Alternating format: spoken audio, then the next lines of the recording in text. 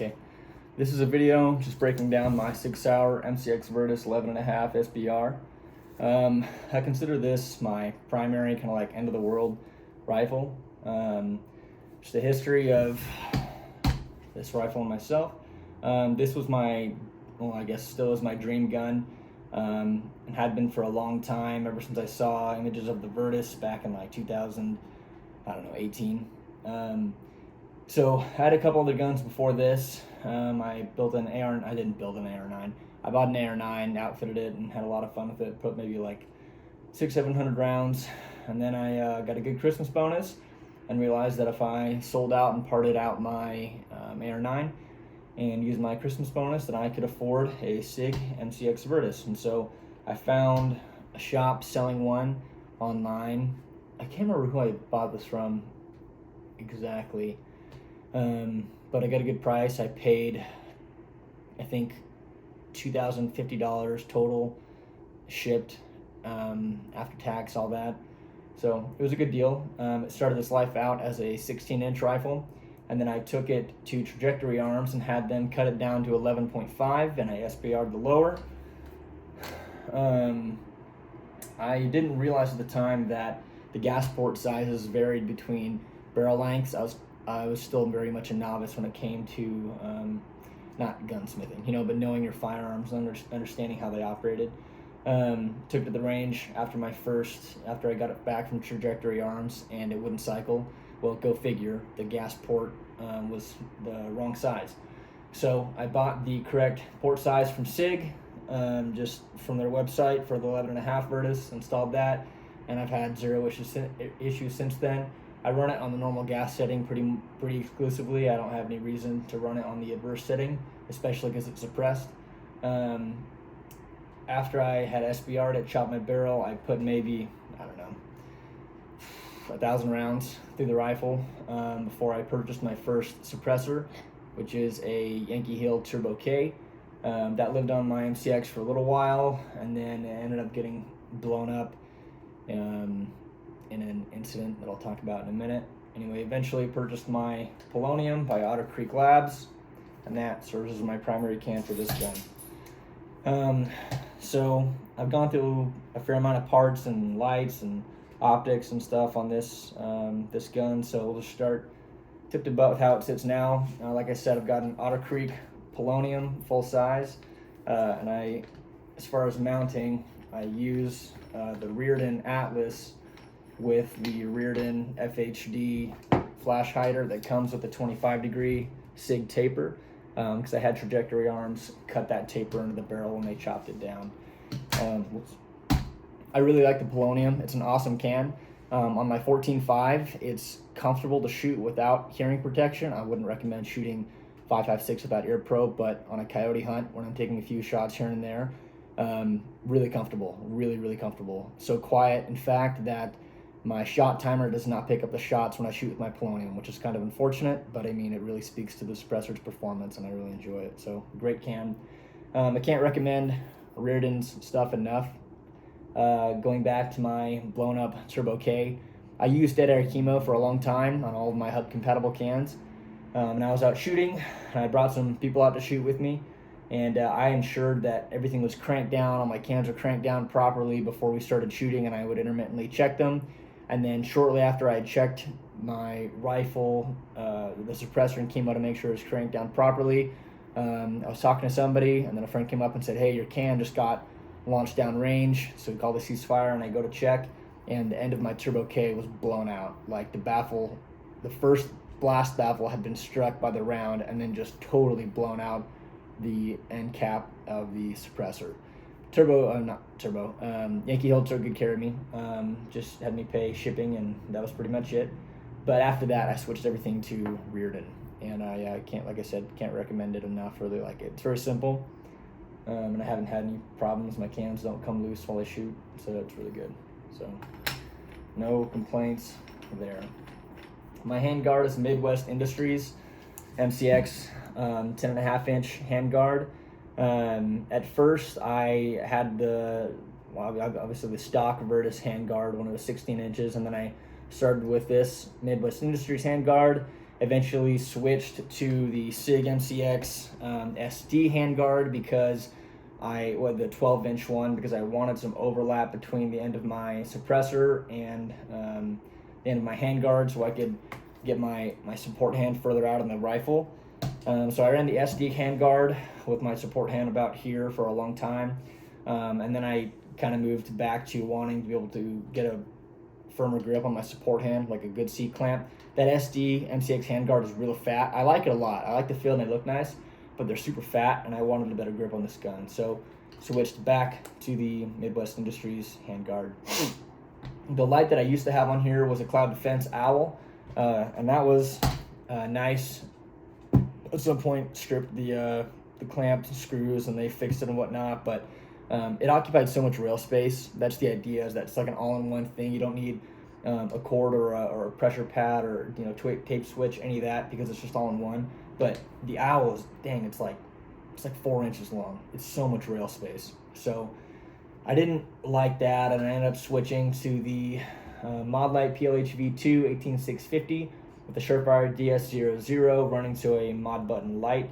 And I have a Butler Creek O2A scope cap to act as signature reduction on there. I know a lot of people like the 100 Concepts ones. I'm sure they work just fine. I just don't like the idea of having more like cord material on the front of my rifle than I need, especially during like barricade work. I tried a friend's rifle that had the 100 Concepts, and it kept getting deployed when I'd go to run it through a barricade to take the shot. It would flip the scope cap, and I didn't like that. It wasn't very secure. So I put, like I said, Butler Creek O2A scope cap on mine. It's the same diameter of the PLHV2 head, and I like it a lot. It's easy to deploy. I mean, ideally you don't take your firing hand off, but I can come up and pop it with my thumb if I need to deploy my light. And when I'm shooting, if it happens to touch my tape switch, I'm pressing it right now, nothing's happening. Press my DS00, no light exposure at all, so it's really great. So it kind of mitigates the risk of NDs in the light and reflections off my light itself. My front sight post is a ScalarWorks Peak 01, I think that's what it is. I saw that ScalarWorks a little bit ago came out with a folding iron, which is pretty cool. And I thought about switching to those because my main optic is a 1.93. These are standard height irons. I like them. I like the look. I like the idea of not having to deploy something, and it occupies a little bit less rail space than a front iron that needs to be folded and stuff. And it's just what I've had on there. If you notice, the paint job doesn't match because it lived on my original handguard that's got painted over and over again, so it doesn't quite match, but it's all good. I have some goon tape wrapped around here. Is goon tape a farce? Is it a ripoff? Maybe. I don't know. They're a vaguely Pro 2A company, and they make their stuff in America, and I found a good deal on a OD green and a black roll, so picks them up. No big deal. Works great. No complaints there. I also have this rubber like rail ladder on here that I put it on my rifle like when I first bought my MCX, and it just kind of lives on there. It's just like part of the rifle now. It doesn't really serve any purpose at all. It's just part of it now, and I don't feel like changing it. So my vertical foregrip is a Knights broomstick that's been chopped and modified for M-LOK for I think it's the Knights URX4 handguard profile by a guy on Reddit whose handle I think it's White Rhino. He makes really cool stuff. So this broomstick I found is just the most comfortable vertical grip. I mean, a lot of people have a lot of different stuff they like, and this really just acts as a hand stop because I'm C-clamping. But I keep a spare 5.56 round in here because my takedown pins are ridiculously stiff. So because it's M-LOK, it secures without the bottom panel being screwed into, but it's actually 223 round. So keep that in there with a bit of Velcro just to keep it tight. And this serves to both change my gas valve if I want to open it up to the other setting, to the plus setting. And like I said, it also serves as a pin for me to push and use my takedown pins. It's a lot of work to get to my takedown pins and take them out, but if I'm breaking down my rifle, then ideally I have the time to do that anyway. So that just lives in there. I'm sure there's a lot of other stuff you could store in there, spare battery, whatever, but this serves my purposes for now. For my front sling mount, nice thing about the MCX factory handguards is that they have a sling QD point right there. The Midwest Industries handguard does not come with that. And so I think this is a Troy M-Lock QD point. Pretty simple. Yeah, no complaints. My optic is a Aimpoint T2 on a ScalarWorks 1.93 Leap, their newest version of it. I have the the lens covers on the front and back. Back one is the standard Aimpoint, and then my front is actually an Aimpoint kill flash behind the primary cover. So, and then you can drop that down too if you're wanting to shoot without the kill flash. I don't notice the kill flash at all when I shoot at all. It totally disappears. So I like it. I really want to go for signature reduction on a rifle that I'm going to be relying on if some ridiculous world-ending shit hit the fan scenario. So signature reduction is the name of the game. Kill flash and the light cap on there. So yeah, nothing else crazy about this. Keep it turned off. I know they have an insane battery life, but I really like the T2. I like the dot. First optic I had on this was an Aimpoint Pro. I didn't like how long the tube was. It was a huge, clunky optic. It's a good optic. I just didn't really care for it. At some point, I had like a Romeo 5 as a placeholder for a little bit. For a brief period, I had a Primary Arms 1-6 on there. Discovered I did not like shooting LPVOs on 1 power, so the Aimpoint took its place, and I've loved it. Pretty much the majority of the rounds in this rifle have been on my Aimpoint. I have no intentions of changing. My rear sight is a Knights Micro flip-up rear with the USMC markings on the front of it, so nothing special. Knights is overpriced, no big deal. My charging handle is a Geissele MCX supercharging handle. So going to what you may have just noticed, I did something ridiculous and crazy. I took there's a company called like Blue Teal Bravo, and they make something called a PDQ, stands for Pretty Damn Quick Ambidextrous Bolt Catch. In order to install it, you have to cut a notch into your lower receiver, and I found on the MCX that I also had to notch into my upper receiver for it to travel upward enough to actually catch my bolt.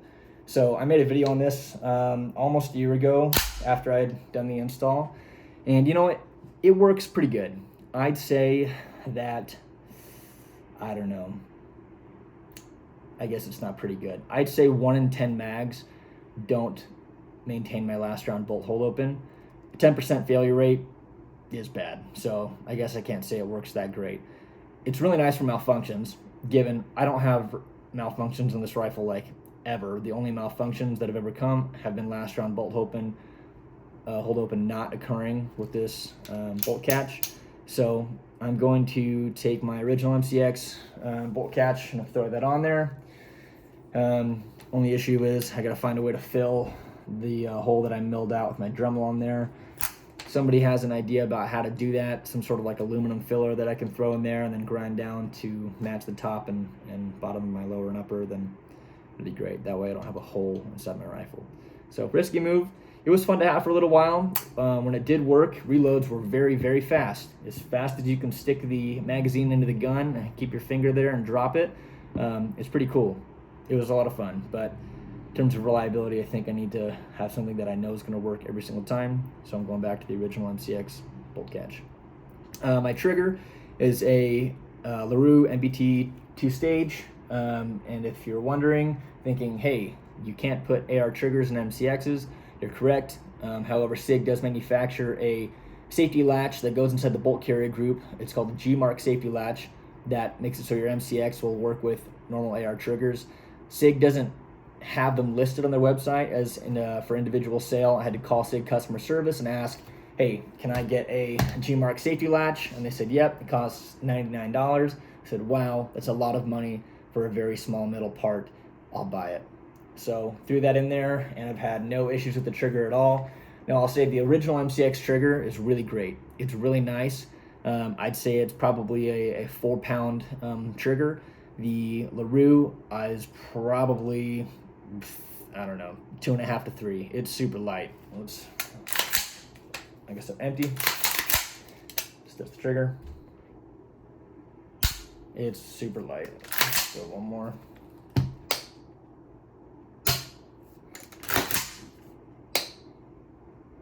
Yeah. Great trigger. Love it. I just have the original MCX grip on there. This is, out of all AR grips, next to the Ergo grip, this is my favorite one. It's super comfortable. I have no complaints about it. The angle is great. So, and then I just have the MCX collapsible stock in there. I run it fully extended. Obviously it folds. Kind of one of the neat parts about having a piston-driven gun is that you don't need a buffer tube. So far, I'd say I have probably, I don't know, almost 4,000 rounds in this rifle. Only malfunctions I've ever had was because my gas port size being wrong after I cut the barrel and not having feeding issues, and then occasional no last round bolt hold open, which will be mitigated by the original MCX bolt catch. This is an awesome rifle. I love it. If you can afford one, I highly recommend it. If you want the Spear LT and shell out some extra cash, that's great. I like the, if you don't know, the barrel contour on the Virtus is thicker.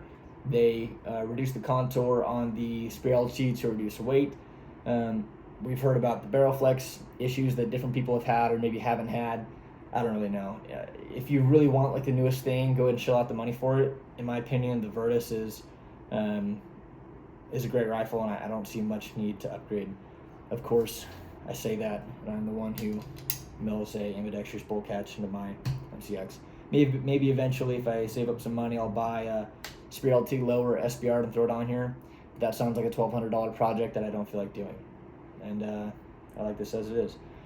For a while, I did use Primary Arms Gen 4 long eye relief magnifier 3 power on this, and I obviously still have it because if I'm going to shoot a little bit more distance, then because of ScalarWorks QD method, I can just throw that on or take it off. I find pretty much all the shooting I do nowadays, I pull it off. It feels lighter and it handles a lot better, but if I'm going to shoot past 2 to 250, then I'll throw this on there, and it's perfectly capable of making shots out to 350 or 400, but I really don't push it past that like ever. Yeah, anyway, love this rifle. If anybody has any questions, I'll show you the PDQ. Let's see if we can, there you go. So it'll lock open on an empty mag for the most part. But yeah, got any questions, then feel free to ask. Oh, my sling is just a Blue Force Gear Vickers padded sling and multicam arid with mag pull QD points, and I run that on the left side of the front and right side rear. Another thing I like about the Virtus or the Sig MCX line is they have these QD points at the back of the lower. That's my favorite spot for slings. I don't like slings running my stock. I find the sling falls off my shoulder, whether it's on the outside or the inside of the rifle, and this is a perfect position for me. So anyway, that's it.